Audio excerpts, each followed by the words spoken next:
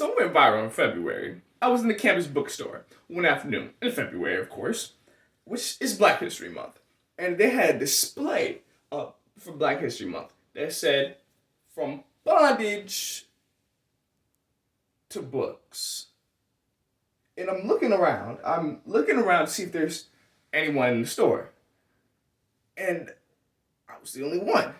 And so I looked at the sign, I turned around, I looked back at it again. And it still said the same thing. From bondage to books. And, the sign, it really started to make me angry. The sign really started to hurt my feelings. Because it told me that the history of black people, the history of my people, was boiled down to the middle passage and whatever Colin Powell means to you. Because the sign had a picture of Harriet Tubman and Colin Powell. And it was interesting because it was, you were a slave, now you can read. Congratulations. And I felt like I was in an argument with the sign. And I felt like I was losing. And as I turned on my heel and left, I realized that the sign didn't have to have the last word. So I walked all the way down to the editorial, the campus newspaper office, and I was like, I'm gonna write an editorial. And they were like, I thought you were the movie review guy. And I was like, I changed. So I wrote about this sign and I decided to frame it. A Idiot's Guide to Black History Month.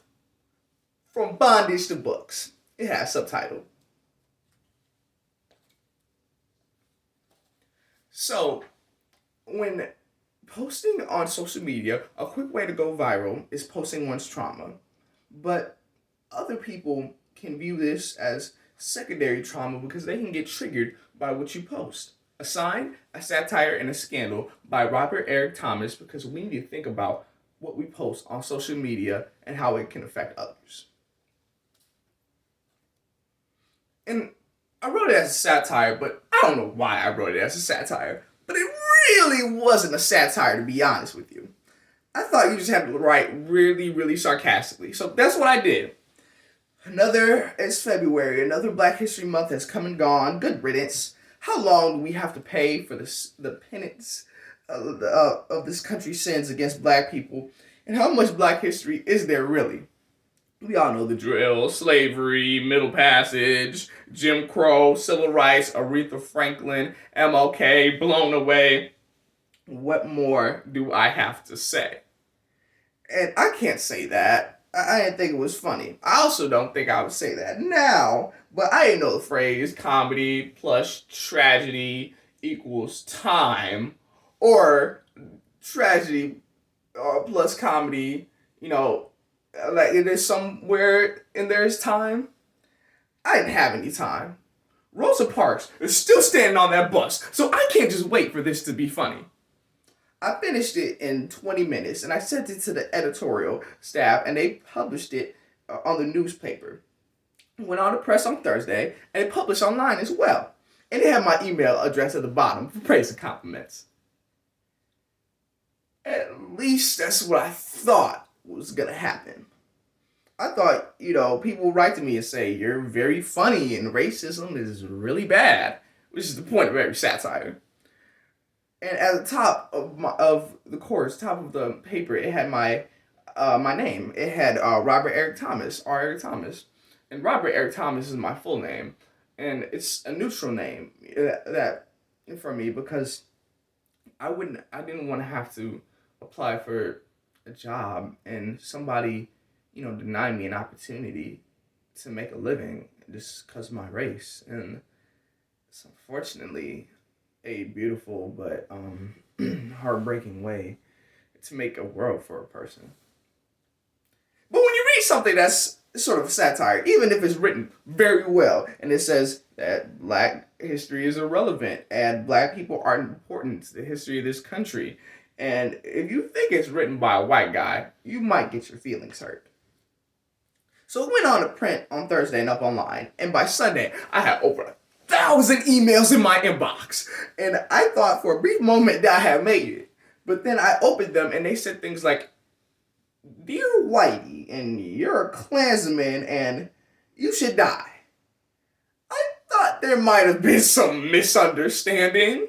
By the time I got back to campus on Monday, things had really escalated. And since nobody knew who I was, nobody could like vouch for me. The Black Student Union, of which I was not a member of, decided to hold a press conference, a town hall meeting to talk about the whole thing. And I decided to go because these were my people, right? And like this was about the sign at the end of the day. And this was the sign that I had to walk by, that we had to walk by every single day. This was a community issue. I was going to be a part of that community.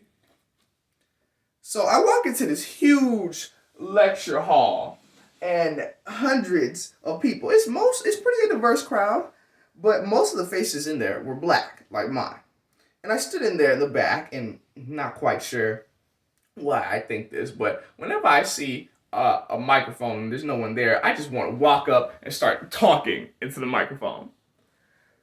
I didn't do that. I just like sat in the back and watched person after person walk up to the microphone and start talking about how they were angry, that they were mad, that were hurt that this white guy named R. Eric Thomas like said this. And person after person was frustrated that they had shared this campus with this Nazi, with this white supremacist named R. Eric Thomas. I was like starting to feel very attacked, right? It was very confusing. Everyone was talking about me, and no one was talking about the sign, which is the whole reason why I wrote this. And I turned to the guy right next to me, tall, light-skinned, black, good-looking. So I told him, I was like, this is really something, huh? And he was like, yeah, that R. Eric Thomas is a real asshole. And I was like, well, he's got some good qualities. His grammar is impeccable. And it continued. Everyone was talking about me. And I started to get flushed. And I started to get angry. And I started to feel so isolated. Just like how I felt in the store. I didn't understand. I wrote a joke. I wrote a satire. And nobody was laughing. And everyone was angry at me. And I didn't understand that I'd done this for us. And so I left because I was frustrated and I didn't know how to fix it. I couldn't just march up to the front and say, okay, guys, I'm the one who wrote it. I wrote it as a joke. I apologize. But, I wrote what I wrote and I thought it was a joke. I wrote it to make people laugh at me. But the thing is, as I was riding the bus home, I realized that what was painfully obvious that I wasn't laughing. I hadn't written what I wrote to make people laugh. I wrote what I wrote to make people angry because the sign, it hurt my feelings in the bookstore. And alone in the store, face to face with that hurt bloomed into anger. I wanted to know that I wasn't the only person that felt this way, the only person that was oppressed by the sign. And so I spread that anger accidentally to all those people in the room. And I still felt alone and I still felt unseen. So I left them in the room with their anger. It's kind of amazing what we'll do to reach each other. I published the second editorial that we come back to sort of quell things. Although the Black Student Union did feel the need to censor me, it was sort of like a official rebuke. I kind of felt like it should come with a certificate. But it doesn't. And I received emails after emails, hate mail, months after that. Months. It was incredible. I never heard anything about the sign, though. Never heard anything from the bookstore. And although they had to take it down at the beginning of March because Black History Month was over.